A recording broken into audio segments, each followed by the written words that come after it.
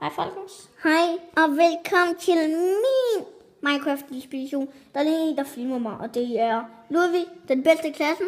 Han er meget god. Ja. Altså, jeg spiller ikke lige nu, på grund af, at jeg tænkte, vi skulle da lave en film. Og jeg er den anden bedste, og jeg tager nogle ting. Lige zoome lidt ned. Og så er det rigtig svært at finde alle de her ting, men vi har også kopieret lidt, og det er... Ja, kun meget, meget lidt. Ja, meget lidt. Og ja, sådan er det. Og jeg kan lige nå at sove mig en vildslur. Nu skal det. Et meget lille hus, men... Ja, vi er også lige startet. Ja.